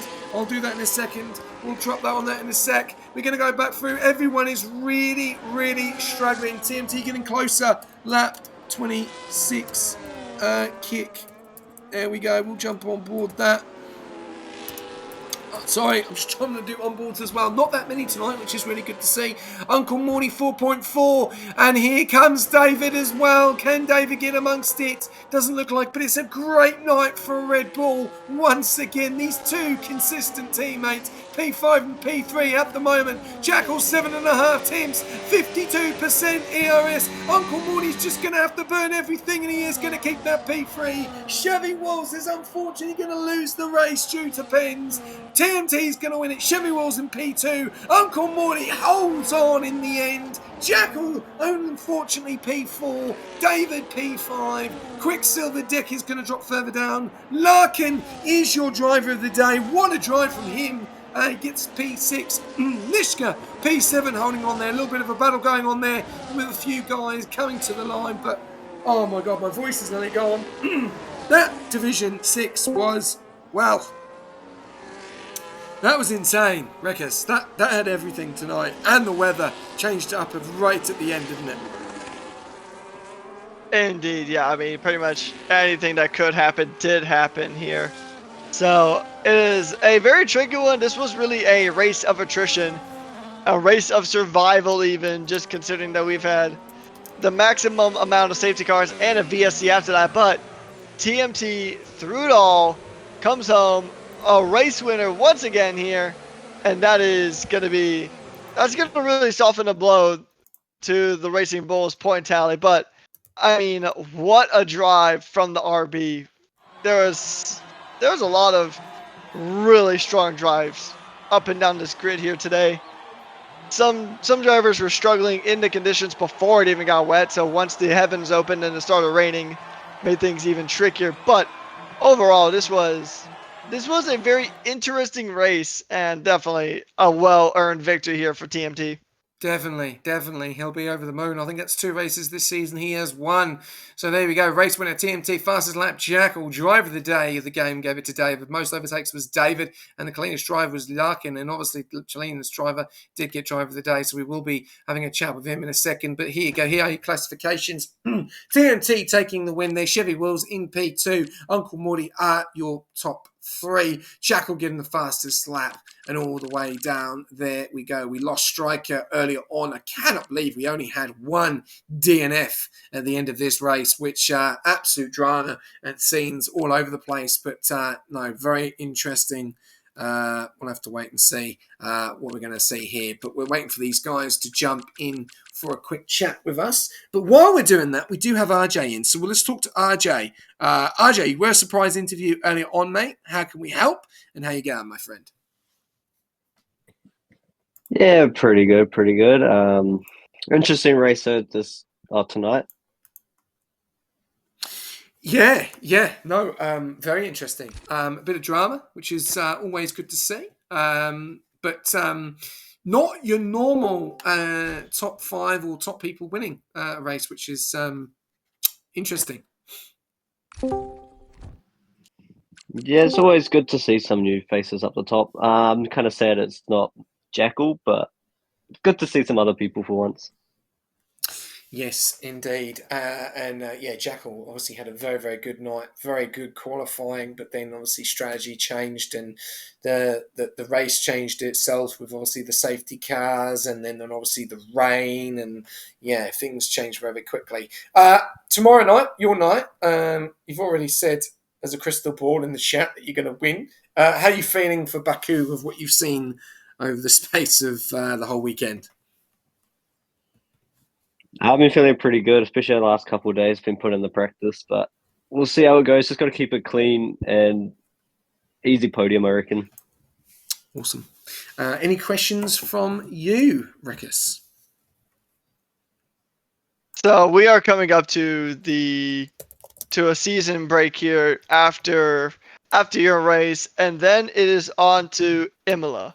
So the 2 questions I have are, how do you feel about Imola? And then what are you going to do during the break? I don't know about Imola. I reckon I'll be good around there. Just got to get the practice in once again. And during the break, probably just chill. Just chill out for a little bit. Tell any TP that wants me, tell them to no. Indeed, yeah. I mean, sometimes it is good to kind of get that mental reset and then just go ahead and come back in to the next race, just ready, refreshed, and pretty much firing on all cylinders. So yeah, thank you for jumping into the comms box for our surprise interview, and then best of luck tomorrow. Cool. Thank you, guys. Right, let's get these interviews up and running. Well, first of all, we'll go to driver of the day, and I'll let you take this one away. Rekus Larkin in the Ferrari. Larkin, I mean, it was a rough qualifying for you, but definitely a very strong race. How did you find the changing conditions here on circuit? Yeah, no, it was qualifying wasn't the best. But I felt like I had better pace, but I just didn't put it together in qualifying. And then obviously with the race, there was a fair few safety cars, and then near the end there, it started raining, so it threw in another spanner. The change in the weather was hard, like from going from like staying on like cold, hard tires in the rain was a tough time. And then thankfully that safety car came out and we could put inters on, but my inters were cooked by the end. What percentage were you inters on? Because I know the inters for some of you guys have got to be on like at least 60%. Yeah, we probably would have been close to there, about 50, I reckon my inters were. But yeah. All right, two more questions before I hand you over to SJ. We're going into a break this coming week, and then it is Imola. How are you feeling around Imola? Do you think you got pace? Do you think it's going to be a struggle track? Hopefully got good pace around there, so we'll see how we go with that. I'm sort of, thank God it's not a street track, something a bit different, which is good. So we'll see how it goes. And then last but certainly not least, is there anyone you want to thank or shout out? Yeah, I'd just like to thank all the Ferrari boys, like helping me get better and stuff like that throughout the week. And yeah, that's about it.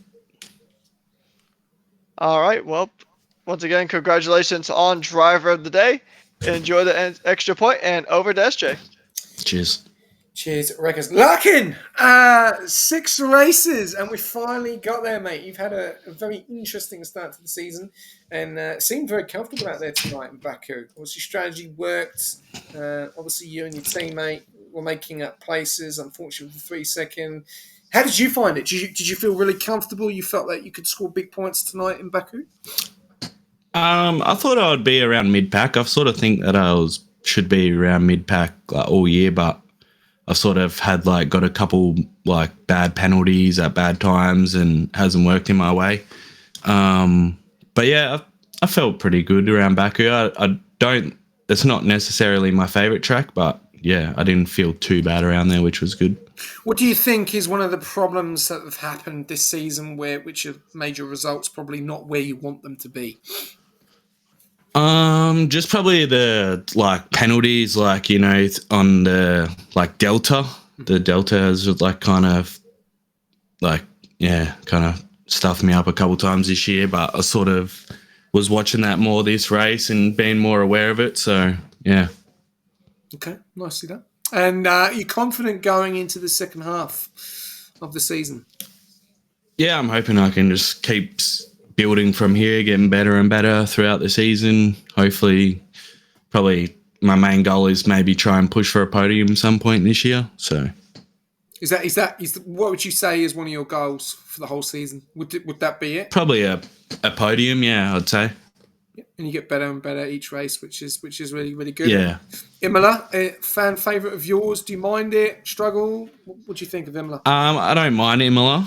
Yeah, so we'll see what kind of pace I got around there. Hopefully qualify a lot better this race and start up at the front instead of starting at the back of the grid and working my way all the way up.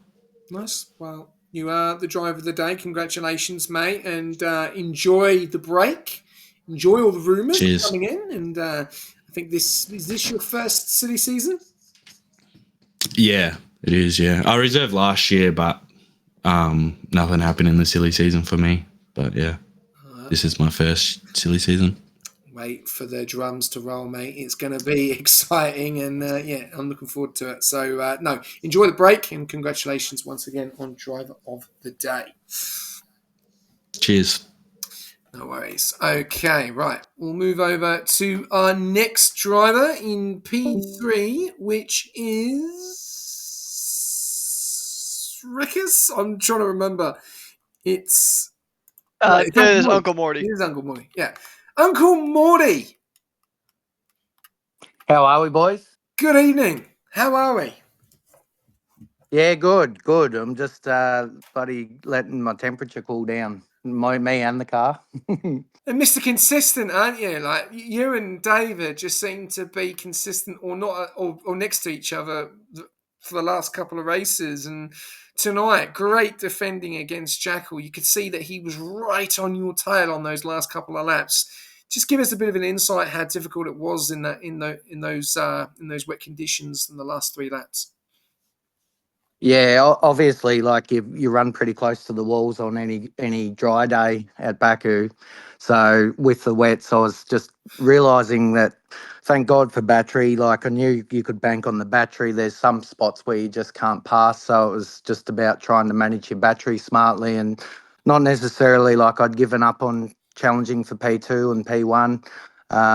Jackal's a lot faster than me, but I just was concentrating on basically not missing my apexes, even though cornering speed was a hell of a lot lower, and then relying on the battery to do the job down the straight. Well, it worked, mate. Got a P3 out of it, and you kept the probably the quickest man on track tonight behind you. Going into the break now, obviously you're going to have a week's break. How do you feel your performances have been this season, and how do you feel that you've done so far? Yeah, mate, I've been pretty happy. Like I've been overall probably disappointed with quali. I think I can probably quali up a little bit higher. Again, don't have the pace of the top tier guys, but I could probably put myself in a better position from the start. But Dave and I, it's just trying to chisel out the consistency and not make stupid mistakes. And I think they've improved on that this season rather than pace. It's just been like what Larkin said, it's just about, not missing the deltas, getting the stupid drive through, getting far less pens as well throughout, which really helps, especially in the lower divisions. Yeah, So well, pretty happy. good man, good man, and fantastic. Last few results have really, really pushed in the points, and obviously lost a few points in other divisions, a few DNFs, which has really hurt Red Bull. And obviously you've had the consistency of Squash Josh, especially in Division 2, and obviously yourselves in Division 6, and a few others obviously in other divisions. So Red Bull obviously in a good position at the moment, and obviously have led the overalls as well, and that just seems to keep changing every time. So no, good, great jive. Congratulations on the P3, mate. Have a great break, and I will pass you over to Rekus. Cheers, SJ. Cheers, mate. All right, so Uncle Morty, I mean, how did you find the conditions out on track? Because there were a lot of safety cars. Do you think the safety car helped you out a lot? It probably helped. So I almost got killed early on. It got wing damage, and the safety car came out for that, and I was able to keep going, which probably minimised the damage. I don't know. It was a funny race. Like I was down in 13th, and then found myself in 5th without really doing anything. I don't know what I did to get there. And then what really helped is I was on the blower to Dave asking, do I pit for inters, and he stay out. And then the safety car made the decision for me. So that was probably the biggest help. All right. Last two questions before we go ahead and let you go. How do you plan on spending the break here? Because we do have a break week while silly season kicks off. I don't do a lot of practice. I've got a young family, so it's probably I'll get to have dinner with my family one night. Well, that's always awesome. Spending time with family is one of the most important things in life. And the last question is there anyone you would like to thank or shout out before we let you go? Oh, I've got to thank Dave. Dave's everyone's engineer. Set up advice, strategy. Like he's just a brilliant TP and a really good mate. So thank him. Um, Oh, probably that's the main thing. I'll thank my mum. All right. Well, congratulations on the P3, and we'll see you after the break. Good on you, boys. Okay, all right. We'll head over to Division Two. Sorry, Division Two, P2. What am I talking about? There we go. I don't know. It's a long night. It's been a long night. What a drive by this man, but he will be very annoyed. I'm sure of it. Chevy Wills, mate. What a drive! It looked like you had it in the bag, mate. All you had to do was just keep out in front, and you got the 3 seconds, which they are a bugger to get, and unfortunately TMT took it away from you. But mate, the last couple of laps in the wet, you definitely had the pace there, and yeah, give us a bit of an insight on your whole race in whole. Yeah, full credit to the boys. Yeah, absolute shocker at the end. Quali was absolutely shocking too. I don't know what my teammate was doing, but he got in front of me in my last flying lap, and then I had a run in with a Ferrari that impeded me on one of my flying laps as well. So I only had one go at a flying lap, which put me in bloody P9. And yeah, the race was the race. I know Baku, the tyres run out in lap 6. So as soon as I saw the safety car, I just jumped on those hards, knowing that they'll go to the end. And then the undercut worked on everyone. And then, yeah, I had TMT in front of me for a while and got rid of him for a bit. And then, yeah, the rain started coming in, got lucky with another safety car. But yeah, I just tried to look through the race director then because I didn't think I did any track warnings, but TMT got me with the 3-second penalty. I was thinking I might have been able to put on some pace on him on the final lap, but I absolutely botched the braking into turn 1, which made me slide out, and then he was just on me rear after that. But congratulations to TMT. I think he ran an awesome race, and it was kind of just between me and him, and he got me right at the end. I'm actually just spewing because I thought I was going to be the first person in Rush to ever win a race in cockpit view and absolutely no assists, but there's plenty more races to come, so we'll see how that goes. That's a spirit, mate. That's a spirit. Obviously, the last 2 races, you've obviously been very consistent. Very unlucky, obviously, last week to get not driver of the day. And obviously tonight, very unlucky to not get the win. But the main thing is Kick leading the overalls. Obviously, you've put them in a very good position as well. With some of the results, we have gone very, very all over the place, to be honest with you, across the week. How do you feel with the second half of the season and your confidence and to get that win for the remainder of the season? I think it's just about consistency, SJ. Just trying to just keep it consistent every race, and yeah, that's about it. As long as I got you two on comms, Rekis is on here too, isn't he? Yeah, yes, yeah. Yeah, if we got Rekis and you on comms, it's all good, mate. I'll keep consistent just to watch the streams back, So it's all fun and games, man. Everyone's seen this div seems like they're pretty respectful drivers to the whole grid, and I'm happy to be in Div 6 this year in Rush and just try and keep it consistent, mate. It's obviously getting me points, and that's what we want for Kick. So just keep it consistent, mate. Well, that's the way to be, mate. And fantastic drive. You now have a week off, so enjoy the week. And we'll see you back in Imola, and I'll pass you over to Rekis. Thanks, SJ. See you, mate. Speaking of Imola, how are you feeling around that track? Do you think it's a track you'll be good at? You think it's a track you'll need more practice on? What are your thoughts? I'll probably have to practice it, because I haven't really actually had too much of a crack on there.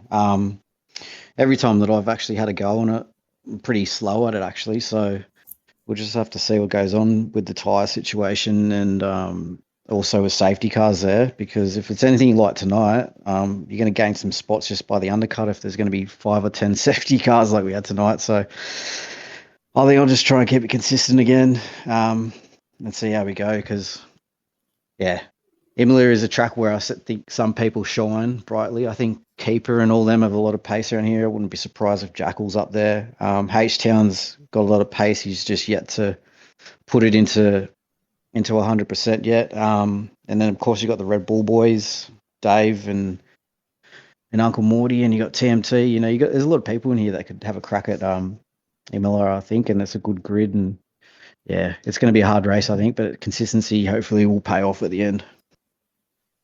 it does help that your teammate does have experience racing around Imola because he was part of the North America race that happened around Imola 2 weeks ago. It was actually a sprint, so he actually got double the race experience. So your teammate H-Town does have some pretty good experience around the track. What are your aspirations in terms of trying to climb up? Are you gonna try to jump into maybe do you want to try to get that first win as the first driver in cockpit view with no assists on? Is that going to be your main goal for the season, or is there another main goal you're striving for? Oh yeah, first win in that would be awesome because I don't think anyone else has done it or has the balls to do it in the whole entire division or league. You know what I mean? So to do that and show everyone, I got the big nuts here and I can do it, be awesome. And then even push my way up to Div 5 with that would be awesome. But, I just like giving people a bit of crap and tell them to take their girly bits out and put off the assists and actually drive like real drivers do. But, it's just all fun and games, mate. We'll see what happens. All right, last question before we let you go. Is there anyone you would like to thank or shout out after tonight's race? Just myself, eh? No one bloody race engineered me, no anything. Just drove my own race and did it for myself. So I'd like to thank myself, pat myself on the back. And TMT as well. That was a great little battle at the end. He had kept me sweating. Most of the divs really clean, man. So yeah, hats off to the division. Thank them for good races most weekends here. All right, well, congratulations on the P2, and we'll see you after the break. Thank you, guys. Thank you, the GOAT Comms. Can't wait to go watch it back. Cheers, mate. See you, boys. See you, mate. All right, we'll head over to our last interview of the night. This man has won his second race of the season, and obviously due to a penalty, which is unfortunate to Chevy, but no, still a fantastic race. TMT, mate, massive points for VCAB, massive points for you. You've got to be pretty chuffed with that, because that was an interesting race all in all. Yeah, that just about sums up how I do in Baku, to be honest. It's literally, I've done, that was my 6th Baku race in Rush. And I am 4 podiums, including 2 race wins, and I have 2 DNFs. So it's grand or glory. And fortunately today things played in my favor, and it was the race win. Although I'm a bit gutted. It's my 5th ever win across any league, and I'm still yet to ever cross the line first. I keep winning off penalties. I want to cross the line first one day, but no. It was a good race. I was very happy with how things turned out. Yeah, well, still fantastic, and really unfortunate. Obviously, what happened to your teammate? You two have been pretty consistent, the last few weeks, and this. Well, actually, not in the last few weeks. This season, Striker's done some fantastic races, and then obviously yourself putting in the points. But VCAB, is that what you needed? Obviously, Campbell Adams unfortunately DNF'd in obviously Baku, and obviously tonight you're picking up the points there. So is this something you needed, do you think, going into the break? Yes, personally and for the team, because obviously the last 2 weekends things didn't play out nicely for me. With there was some upgrades going on around our area for the internet, which basically made it nearly undrivable for me. So I ended up retiring twice due to network issues. And so I needed to bounce back week bad. And obviously with the couple of DNFs we've had this week as well, to get a big haul of points like that in one go is massive for the team.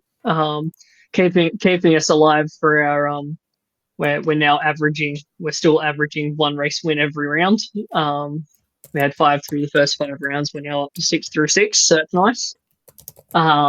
It's a nice little mini target we set for ourselves, is just try and keep that at least once a week, to have someone up on the top to display the hard work we are putting in. So I think for the team as well, just since we haven't had the most optimal of weekends, Min-Mare last night P4 before getting taken out with it was about 10 laps to go, the race getting taken out, and he ended up finishing about 11th or 10th or something like that. after being hit quite a few times later on in the race as well, and just not a lot of things falling into place. And so to get a big momentum booster like that as the second last race before the break week, and changes coming into the team and stuff, it'll be a really good boost going into Imola to put us on the right foot. Yeah, well, that's the next thing I'm going to ask you before I do pass you over to Rekus. Obviously, silly season is around the corner. Opens tomorrow, basically straight after Division 3 when they finish. Are we going to see big changes going on in V Cup? There's obviously a lot of spaces in your team. A few, obviously, places there where not really scoring the points that you need. Are we going to see big changes in V Cup going into the second half of the season? Big changes, not necessarily. We have a couple of vacant seats, and so I'm at a all but agreement with a driver. Now we're just waiting on final confirmations, more or less, to fill up one of those seats in Division 2. And then it'll be looking for someone to consistently be there with Cam in Div 1, and then there's a couple of reviews going on, driver signages for a couple of the divisions, but nothing, no groundbreaking through. I'm not sending Minmeh anywhere. I know that's the news. We're trying to get some headlines going out about the fact that I'm dumping him or something like that after a bad race, but nothing groundbreaking, but just a few smaller moves that'll hopefully get us back onto some more consistent point scoring. Yeah, well, we know Rumour Mill is going to be open as well, so it's all exciting. One last thing for you. You're mentioning a lot about the overalls this season. You have said in the podcast this could be your last season with us, and you want to win it. We've heard a lot of conversations saying it is extremely tight. What's your thoughts of the overalls at the moment, 6 rounds in? I think not necessarily at the very, very top, because we've had a few seasons where the top team or like the top 2 teams or maybe top 3 teams even have been quite close. But like full grid wise, this is the closest season I think that I can remember. And I've been doing this since season 3, so been around a while, and for it to be as close as it is, like up until the end of through the first 4 weeks, we had 4 different teams lead the overalls. Which is just crazy. And I think from 1st to 7th or something like that was like 80 points after the first 4 or 5 weeks, which you think about how many races there are and how many points on offer. That was 24 races across the different divisions, and like maximum of 46 points or something like that on offer every race. And 7 teams were separated by a total of 80. Like, it's going to be really, really, really hard to win. If you have 1 or 2 bad race weekends, that could be the matter of 1st place, 3rd place, or 6th place this season. So, definitely getting back onto the more consistent points is what we're going to need to make that next step into putting ourselves higher up the table and giving ourselves a better opportunity. Well, definitely. There's 3 teams in the 500s, and there is 1, 2, 3 teams in the 400s, and you're just shy of the 400. So, from my point of view of looking at it, is extremely close. And Kick have had a bit of a mixed weekend. Obviously, very poor in Division 1, didn't go to plan with obviously connection issues. And obviously in other results as well. So things can change very, very quickly. Ranieri didn't win this weekend. He did get a good finish. So Mercedes, they got a few pens as well coming. So things are changing all the time, and we've seen 4 different constructors, lead the overalls, which is fantastic to see. And you never know, we could have a 5th, which would be very, very exciting. But no, you know how this all works now. You have a week's break. Enjoy the break. And then probably get back to the drawing board. And no, congratulations, mate. An absolute fantastic win. And, top job. And I'll pass you over to Rekus. Thank you. All right, TMT. you've had a legendary race here. Unfortunately, you didn't get the win across the line, but a win is still a win. Coming Yep. into today, even in the Constructors' Championship here in Div 6, you were only 6 points behind Red Bull for the lead. So this is going to give you guys a lot of momentum. How do you feel about Imla? Do you think it's a track you guys will be good at, or do you think it's definitely a focus during the break? I'm not sure necessarily for each individual driver of the team, but personally, yeah, it is another track that I really, really, really like. I've been kind of blessed by the calendar this season. I know I got a little bit unlucky with the internet the last couple of weeks to kind of counteract that, but especially I think it's like the first 10 races of a season or something like that. I think about 8 of them are some of my best tracks. And so uh, I've been very lucky in that sense to have the calendar kind of fall in my favor to allow me to get onto the right foot. Imola is a track that I've podiumed in Russian stuff before, so feeling confident, fits the way I like to drive. It's a very, for me at least, it feels quite flowing. I love Sector 1. I feel as though at a track like that, it's very similar to in the way of track limit, how track limits comes about to Australia. It's very easy to exceed track limits, but it's also if you exceed track limits, you're in the gravel. And so, yeah, I feel as though as long as I can do what I tend to do there, and that's just stay clean on track limits penalties, and I could be in for another really strong result. All right, last question before we go ahead and let you go. Is there anyone you want to thank or shout out? Oh, my audio just went all of a sudden. Okay, who do I want to thank and shout out? Well, first of all, I'm going to shout out to Striker for the first half or third of the season he's had. He's been awesome. Tonight was unlucky, but he's given us the position we're in so far this season in the Div 6 Constructors. So shout out to him. Shout out to the other podium guys, especially Chevy, because he gave me a fair old crack that race. I was a bit content by about mid lap 25 that P2 was all it was going to be, and then that 3 second came along, and it made me rethink what was possible. But no, I'm really enjoyed racing him. My radio engineer, my girlfriend, she was awesome in telling me when people were pinning onto the inters and stuff like that. And for designing my race helmet, which got to be on display for a fair bit of the race apparently.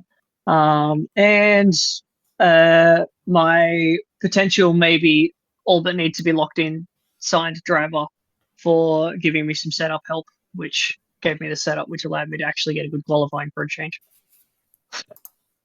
Ooh, we're already getting a little bit of spice heading into silly season, I see.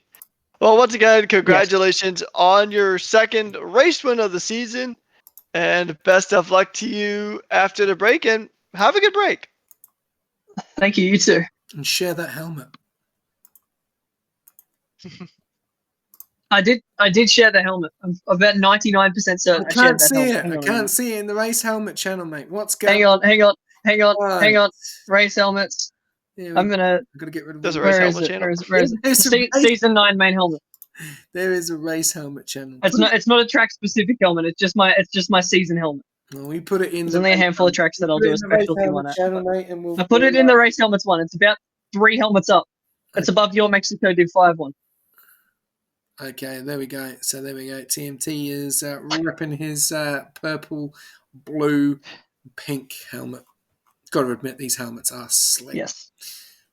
Awesome. All right, there we go. And TMT, get ready to be probably asked to go on one of the Silly Season Specials podcasts, which you know they're your favourite. I do like to have a bit of a ramble on those. I'm sure. We're going to try and get David on. That's the plan. We want to hear what David's got to say. Oh, I want to get David. Can I go with David? That'd be fun. That would be We can make Red Bull that happen, Powertrain. mate, Red Bull Powertrain special. next week. So it'll be Monday, Tuesday, Wednesday, Thursday, or Friday. So we're going to do 2. We're going to do obviously part 1 and then part 2. So yeah, as you know, we've got a lot of podcasts to do due to the F1 special and the recap as well. So get ready for that. But no, like I said, same thing to Rekus. Congratulations on the win, mate. Well done, and enjoy the break. Thank you. You guys too. All right, well, there we go. Rekus, that is it. Done and dusted. And there you go. There's the graphic, ladies and gentlemen. Break week is here. Silly season is upon us very soon. One more day to go before we then start to see rumours and things happening. If anyone is good on CapCut and wants to, or anyone good on videos and wants to create a video for us for silly season that we can put all of our socials, then feel free, flick me a DM or message me. Rekus, if you're any very, very good at doing videos and stuff, let's get one made. Let's put it in the rumor mill and get the show started. But what a way to finish Division 6 going into the break, Rekus.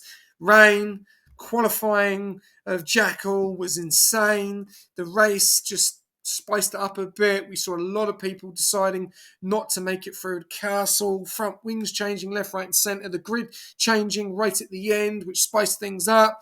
And then obviously the intermediates as well. So a lot of drama for a finale race going into the break week. Indeed, yeah. I mean, this has been it was a very hectic race and a very dramatic race, and I'm sure there's a lot of drivers that are going to be really happy about the break weekend just to kind of go ahead and chill out, go ahead and refocus, recenter, get back into their groove, and then come back next or 2 weeks from now to Imola looking very, very strong here. So I'm looking forward to see how these drivers utilize this break week. I'm obviously really excited to see how silly season plays out.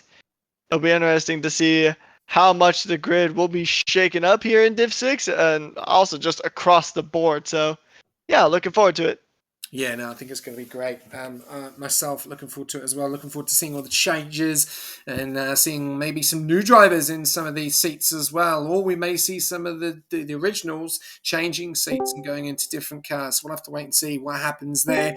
Big shout out to Dom8R_25. Thank you very much for the follow. Remember, get amongst it if you are needing setups, if you are needing sim gear going into the next track, which is Imola in a week's time, then feel free to jump on board the comments, use the code, or just in general, if you're needing anything else, then also use the code for Pagnian as well. Big up to all of our sponsors as always, AI369, Pagnian, SimLab, and our affiliate this season, SRC. And a big thank you to Rekus as well for jumping in for Division 6. Rekus, it's been a great pleasure as always. What have you got planned for the break week now? Honestly, I'm gonna learn how to commentate oval racing because I'm like the sole American commentator that has no idea how to navigate oval. So I think that's how I'm probably gonna spend my break. There you go. So we may see Rekus in for one more night, which is the reserve program on Thursday night. But don't forget, we have more racing tomorrow night. It's the last race of the week, which will then be silly season. So we are going to start to see moves happening. We've already seen a few moves confirmed. I have been confirmed leaving an Alpine. There's been a few drivers have been dropped due to performance clauses. The TPs are gearing up, ready to make their changes, but they're just waiting to see what's going to happen from tomorrow night. So we'll have to wait and see. Thank you very much to everyone tuning in as always. Podium winners in TMT, fantastic win from him. Chevy Wars, the consistency in P2. Uncle Morty being consistent in that Red Bull with his teammate of David and TP, and also the driver of the day, Larkin, one of his best results this season. Is it too late though? We'll have to wait and see. But yeah, that is it. And I will leave you a quote before I go. It is 2 for 2 for TMT. Is it enough for him to win the overalls this season? We've still got to find out. We'll see you in a week's time at Imola. Good night.